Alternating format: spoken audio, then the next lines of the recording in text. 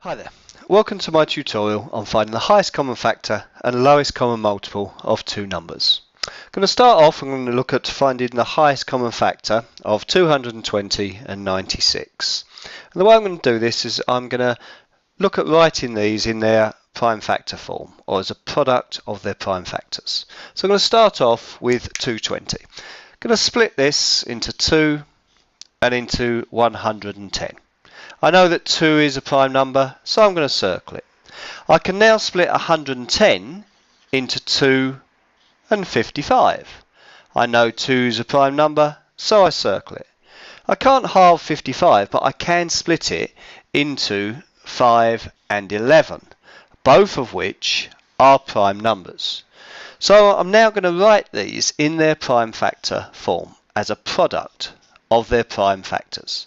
2 times 2 times 5 times 11. I'm now going to do the same to 96. So 2, 48, 2 is a prime number. 2 and 24, 2 is a prime number.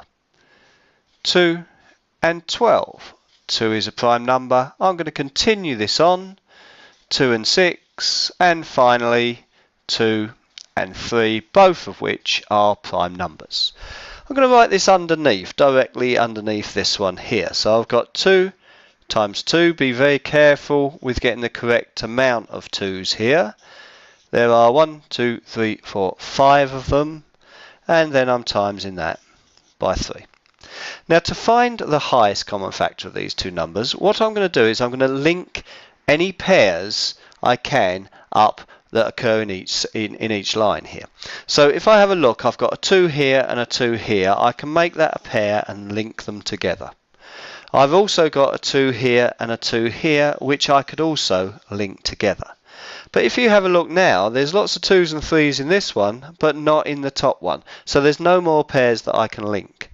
I now look at the pair, the two lots of pairs that I've linked, and multiply those together. 2 times 2 gives me my answer of 4, and 4 is actually my highest common factor of both these two numbers here. Okay, if we now look at the lowest common multiple, and we're going to use the same type of method here. Find the lowest common multiple of 36 and 40. So I'm going to start off and I'm going to write these as a product of their prime factors. So let's start off with 36. I'm going to write that as 2 and 18. I'm then going to halve the 18 to give me 2 and 9.